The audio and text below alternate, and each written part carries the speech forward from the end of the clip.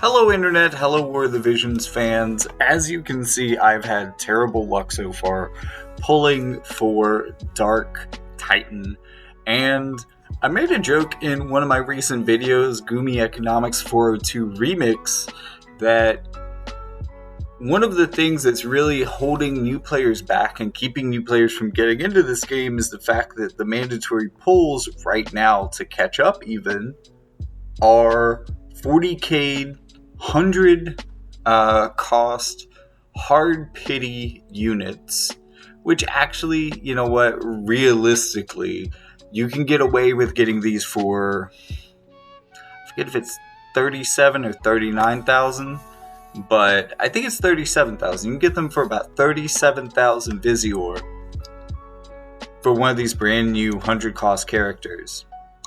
Holo VCs, from what I remember, cost about 20,000 because it's about 10 pulls to pity them. Chaos Espers, though, I forgot about this one. Chaos Espers, very important in this game. 36,000 to pity one of these. They are nearly the same cost as a unit. I went into this thinking, oh yeah, it's a Holo VC. It's going to be 20,000. It's going to be 10 pulls. You've basically got that. You'll be fine. No, my friends. I was very wrong about in the way that I remembered that, and it made for a very disappointing morning for me. But all of that housekeeping aside, let's talk about what we came here to talk about today, and that is going to be the meta now and the meta moving forward. So let me get started talking about the meta right now with what I call the WotV Elite meta. This is something that you can kind of notice for yourself if you look at the top 15 of the top 50 guilds in the game right now. They're playing a completely different game than the rest of us. This is usually the case, right? To a degree. But, they are really using units at a volume that is not seen anywhere else in War of the Visions, except Arena. Arena right now is getting really stagnant. Once you get past about 1,000 in Arena, you see basically the same 5 or 6 teams. There's either an Ashenmont, a Joom, or both. And there's often an A2, an Oldoa, Summer Glaciella, or a Bradley supporting there. And as you can see how I've organized them here on this chart, you'll kind of see who they go with. Ashenmont is most often paired with someone like Bradley and Oldoa, but could potentially pair with Joom and Summer Glaciella, or Joom and A2. Joom is probably more often paired with A2 and Summer Glaciella, but she could also pair well with Oldoa. She could even fit on a team with Ashenmont and Bradley. And then looking into this third row, we're really getting into the units that are maybe on these teams, but not if you get to the tippity top. So some of the filler units that you start seeing, there are 2 here that aren't filler units. Winged Stern, surprisingly, is a filler unit for the Knight team because he is a Knight, and 2P works for evasion. You could also put in Halloween Lucio here, perhaps. And then Helena and Alaya are actually kind of their own thing. Helena still works with Winged Stern at this point, so they can be a combo. And Alaya can work with Astrius on the level below, but Astrius is even more likely to be in top teams as a combination of Joom, A2, and Astrius, which is why he's 2 rows below A2 exactly. And then Elda, while he is more common because he fits onto water teams, you'll see teams like Joom, Elda, Summer Glaciella together often. Elda can also work with Veritas of the Winds. Veritas of the Winds is probably the most impactful wind unit at the moment. You also have Vivi, who works very well with Helena, also works well with Helena and not Helena and Elda, but Helena and Oldoa. So that combination works there, and you can see those are all kind of in a row. And then Yuffie's off here in the corner, not really knowing what she's supposed to be doing and wondering where the rest of the fire element is. But there will be units coming to pick her up in the near future. She's not going to be there alone forever. But all of that being said, this is really largely, and you'll notice how it's like the pinnacle of this is largely the earth and water units. And it's really just that, you know, the last time I did one of these tier lists, I talked about how this is the golden age of War of the Visions. Everything's super balanced. And really, as long as you're willing to invest in a character, you can make them shine. Yeah, this isn't that. There's 2 units that are clearly better than everything else at the moment by a significant margin, and they're bringing up everything that works with them. And if you don't pretty directly work with them, then you're not in the top 1,000 teams at the moment. So it's been really harsh for a lot of other units and a lot of other teams to actually make it in. And sometimes we do see other elements, well, I mean, definitely in guild battle, but even in the arena, which is, you know, prone to be taken over by kind of a monoculture of meta like every week. But it's especially bad there. But this is filtering into guild battles rather quickly, and in the top 50 you can see the WotV Elite meta is already here. So let's look at the meta as it stands, the top 15 within the top 50 guilds. We have Jum the Spring Celestial and Ashen Mont at number 1. Looking at literally 50% of teams have a Jum on them. 40% of teams have an Ashen Mont, and 35% of teams have an A2. There's a big drop-off after that point, by the way. Uldoa, 23%, Summer Glaciella, 19%, King Bradley, 15%, Astrius the Erudite Bolt, another big drop-off, 11%, Helena the Black Rose, still in this, wow, she is really followed. 9% Elia the Alabaster, 8% Halloween Lucio, 7%, 2P 6%, VV 6%, Glaciella Flagbearer Reformer I didn't put on my list, 5% Dario the Crystalborn, also not on my list, 4%, and Stern Wing of Destiny at close to 4%. So I'm wondering why more people aren't using Veritas of the Winds in Glaciella Flagbearer Reform. But, you know, this is roughly the list that I hammered out here. I would say that my list is probably a little bit more relative to Arena, where things are just a little bit different, but I'm actually not surprised how much the Arena Elite meta actually translates into the Guild Battle Elite meta.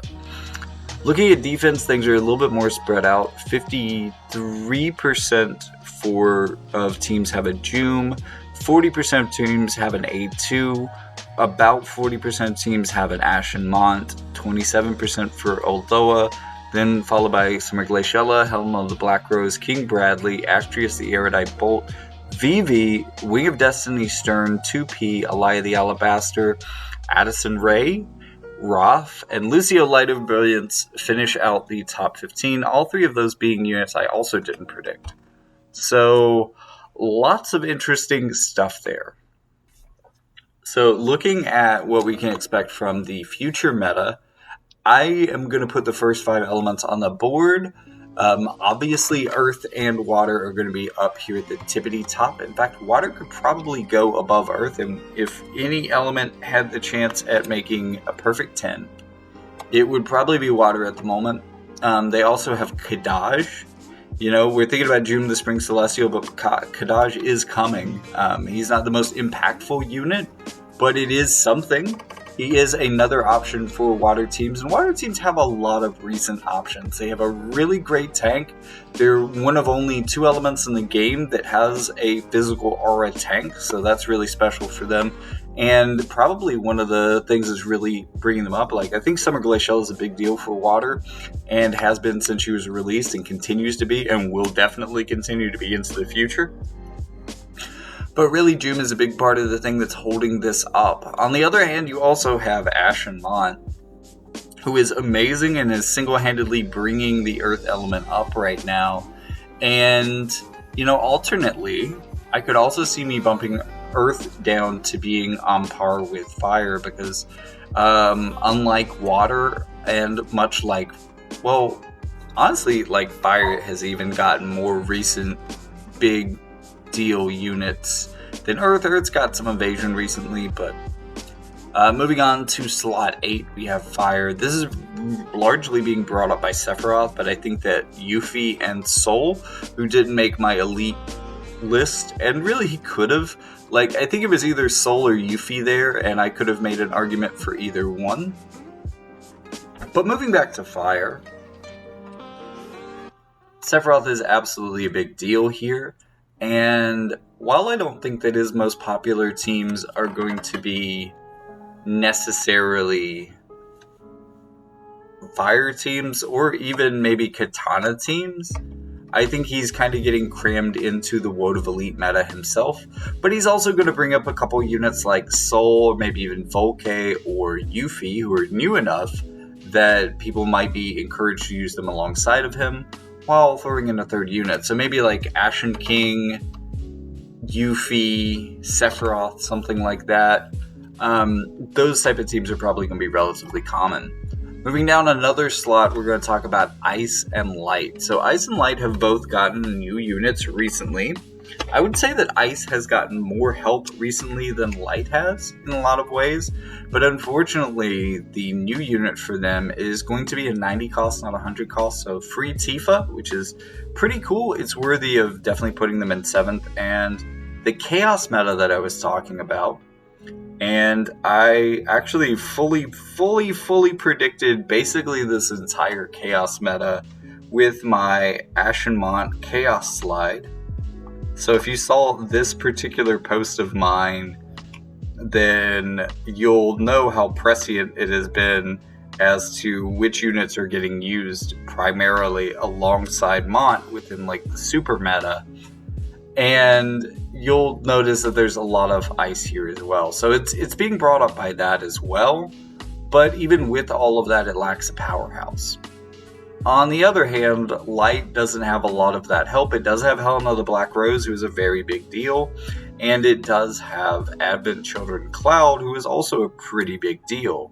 That being said, he's not a big deal on the level of Sephiroth, Ashen King, or June the Spring Celestial, but he is going to be very helpful. Speaking of Cloud, though, I think the main thing that Cloud is going to be helping is Greatsword. Greatsword is getting a perfect 10 for me because June the Spring Celestial is probably one of the better units on this list, as she gives Ashen King a run for his money. A lot of people say that Ashen King is better, and that may be true in some cases. And I think that he responds to a physical meta instead of a magical meta, so that's going to make him better into the future. But at the moment, I see June beating him a lot still. I mean, her regeneration is just something that he has trouble overcoming. She has too much sustain for him, even though he's a very sustaining unit himself. So best unit in the game is a Greatsword, and then we've got Cloud as well. So one of the newest units in the game, also one of the new 100 costs, supports this line as well. And we've also got Astrius the Erudite Bolt, who is one of the better lightning units. Maybe not the very best, but only because the very best lightning unit is just broken. Or at least was broken, but is now kind of par? I don't know how to describe Elia anymore. But that combination of units, any one of those four, June the Spring Celestial, Advent Children Cloud, A2, and Astrius the Erudite Bolt, it's probably the last of those units is getting kicked off the team for Cloud, but this is just a powerhouse. There's no clear way to attack this team to really gain an advantage over it. Maybe Earth works, maybe Ashen King works here, but like you're just facing off against a real powerhouse. Then we have Spear. So Spear, I would say, is a more important counter to things like Ice and Earth at the moment than Wind or Fire. I don't know, Fire, well, Sephiroth is a big deal. But like, it's definitely a really good way of countering those elements. There's a lot of wind power here that isn't necessarily benefiting its its elements super well, but the Rainbow Pierce teams especially, like Elda, Volke, Veritas of the Winds, that kind of team, very powerful right now. And I think that there's some other teams that could probably, you could swap in a unit or two and have a really good team here, maybe with some slightly different units. Even Glaciala, Flagbearer of Reform, has been really popular and has stayed really popular for a while. And maybe you work in a different third unit as a tank. There's a lot of ways to go. Finally, in the 9th slot, we have Katana. I think Katana is potentially a stronger home for Sephiroth, ultimately, especially with an all-elemental break on his LB. I think there's probably a lot more power here for him and a lot more versatility here for him in the long run. But he does seem very strong on fire teams, so I would say that the Katana has more potential, but fire is definitely right there below it as well. And then moving on, 8th rank, 8th tier, or whatever we're calling these, Strike and Black Mage. Strike and Black Mage are both job VC teams that have done pretty well in the past. Black Mage really didn't get to have its moment super well, and there have been a lot of people a little bit at a time raining on Strike's parade. Both of these things have pushed these job classes from either competing for the top or being the very top, as Strike at one point was, to being a little bit more mediocre. They are still very powerful teams, but you're probably using something else at this point, especially if you're in that top tier meta. So 8 seems like a comfortable place for them. For tier 7, it seems that I put down 2 red mages. And one of those was definitely supposed to be Warrior. Warrior is... If any of you saw my original tier list for job types, then you'd be more familiar with the vision cards for these. I'm not really going to bring up all the vision cards or the logic behind why I've rated certain job types the way I have.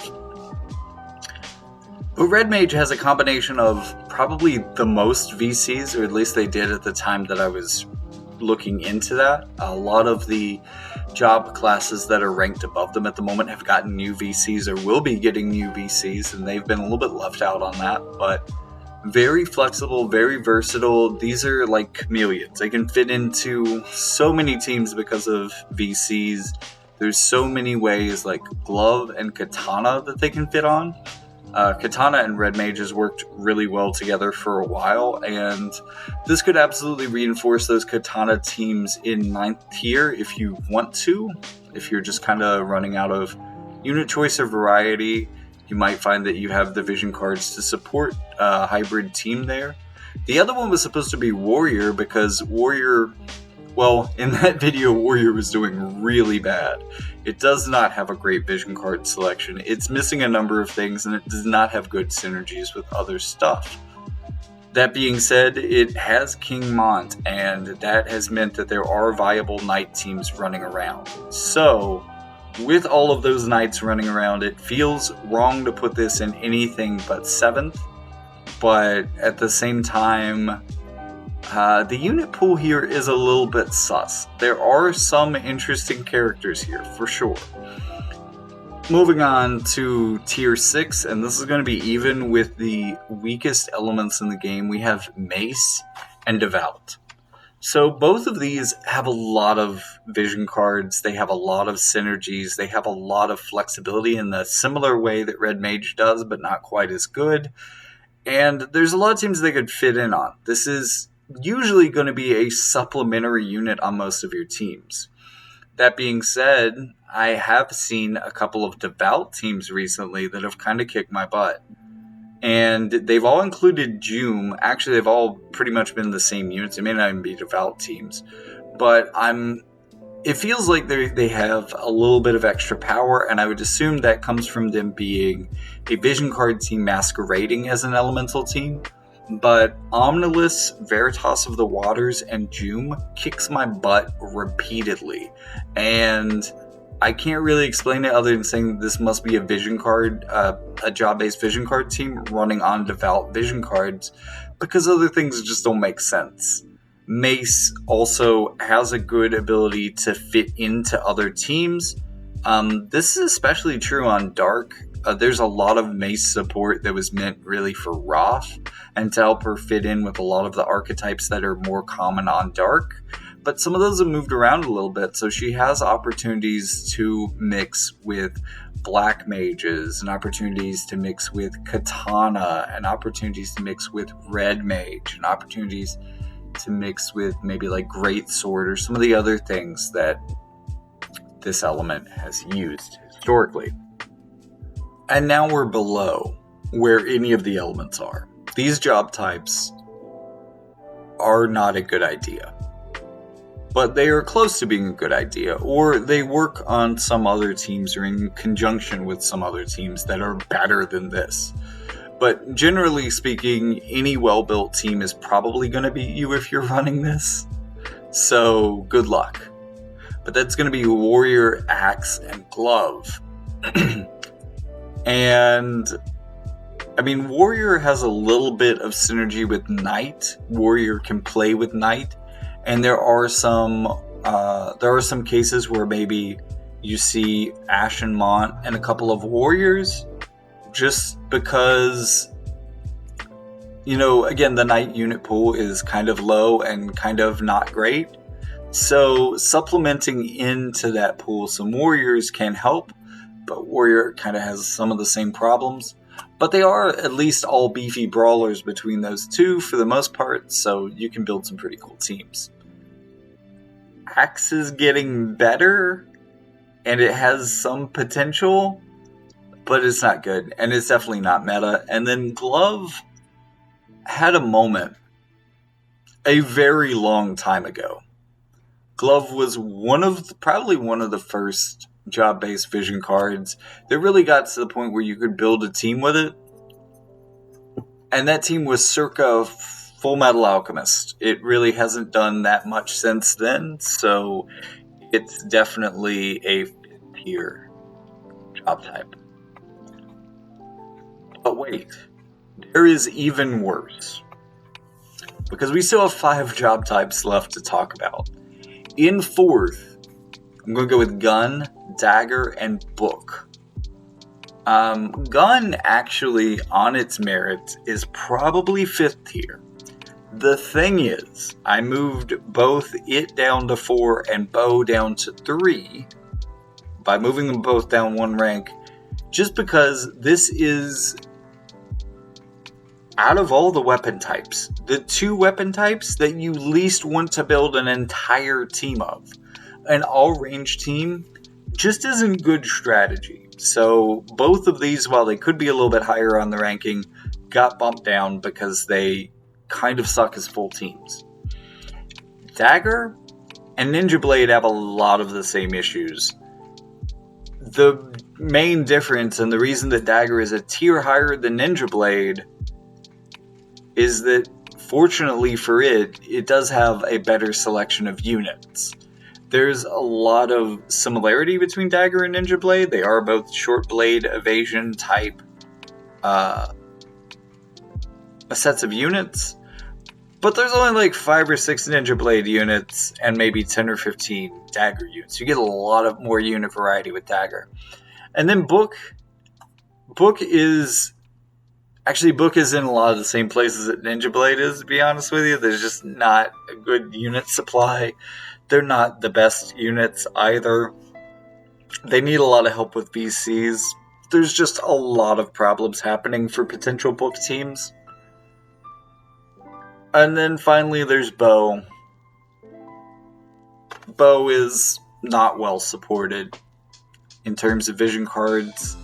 In terms of units, there aren't that many big names here. There's not a lot of units either.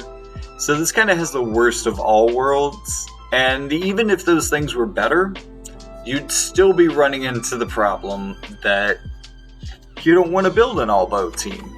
this is one that would, like Gunner, that would have to be a hybrid with another team to even make like logical meta sense. And then finally, let's look at the JP meta. So this is what the JP meta looks like right now. You can see June the Spring Celestial is in 47% of teams, so she has taken off. There was a time when Mont was briefly ahead of her, but I think Advent Children Cloud really brought the Greatsword teams back. In fact, you can see right about the time where June starts peaking for the second time, you can see where her line crosses Mont's and takes over. Because he was briefly number one in this meta, but June really took off, and I think maybe she's kind of the biggest. Also it helps that like there's more fire teams for her to pick on now. That also is kind of a benefit for her. But third place, I think that's Cloud. Third place with 25%. Actually, they're both on 25% of teams. I can round Cloud up to 26, but Cloud and Sephiroth are both very popular and have jumped into the top rankings. Cloud is definitely working with June, so Cloud-June teams are probably super common. Also, A2 is in 5th. She's probably also on that team. And then we have Summer Glaciella. Summer Glaciella might also be an alternate for that team as well. Summer Glaciella just works really good against Sephiroth and works really good against physical teams. Probably works pretty well against Ash and Mon. Maybe even against a good June mirror, but also works really well with June because of the elemental synergy here. Astrius the Erudite Bolt is another character that we're seeing here for the Greatsword team. So again, out of the top 7 units, 4 of them are Greatswords. This is why Greatsword gets a perfect 10. It would be very hard for me to give anything, and you will very rarely see me give anything a perfect 10 in this game. Greatsword is where it's fucking at, though. Bradley's next, Oldoa, Sol, Melnia, surprisingly, Alaya, Helena, and Daria. So, there's a pretty steep drop-off, as you can see once you get to about Bradley. Everything from Summer Glaciella and above is like super meta. Everything else is just kind of support. And this really kind of follows the same sort of pattern that I was showing you in the Elite meta slide. So let's go ahead and get to our final slide of this presentation. It's going to be the defensive version of team usage for JP. And as you can see, not a lot has changed. However, the top ranks are even more pronounced on defense. Essentially, these Greatsword teams, like I said, having a good variety of elements in them and also very powerful, very new units. They're beating everything, and that is keeping them up top and dominant. The only thing that's really able to resist them or offer any challenge to the dominance of Greatsword at the moment is Ashen King Mont and One Wing Sephiroth. And that's why those are the top 5. Summer Glaciella, once again, I think, honestly, she probably works on any meta team to reinforce it against Sephiroth if you have her. She's just, I'm mad I missed her, Anyways, Road to Worldwide was hell for us globalers, so a lot of us had to skip her, and a lot of us probably feel kind of salty about it right now because she is just shaping up to be a really influential part of the meta. So with all that being said, I just want to give an additional shout out to the English voice acting talent in this game who got removed from their jobs recently. I really hope that they'll be able to come back in the future, that Gumi and Square Enix will realize that this was a mistake and turn things around, but who knows? All I know is there are certain types of content that I'm probably not going to make anymore if the audio is entirely Japanese. And I probably won't play as much if the audio is entirely Japanese. Probably won't get into new story very much, and I don't know. It's just not a great situation for me. Or for the game, I don't know. Or for the people who used to be employed as voice actors for this company. It's not working out for anyone, but I guess the shareholders. So fuck you, shareholders. I hope you enjoy ruining my game. Thank you all so much for watching. Once again, Jackie Fox. Be sure to look for me other places online, just in case this game goes under. And one way of finding all of those places is looking at the link in the description. But in the meantime, since this game is not over yet, and, you know, like I've actually mentioned, like, the concept of EOS a couple of times recently, and I do get kind of annoyed by people who talk too much about EOS because, yeah, it's probably not going to happen. But, this feels like part of the slow death, is all I'm saying. You know, like, I'm not saying the game's going to be over next week or 3 months or even maybe a year from now. What I am saying is that an aspect of the WotV that I enjoyed is dead. And I think that a lot of people are going to feel that loss. And I think that we're going to maybe lose some of them as players. And the game is going to get a little bit more empty inside, and this is going to hasten the decline to EOS. But it's not here yet, so like and subscribe. This channel is still active. We still going to be making War of the Visions content, even if maybe a little bit less.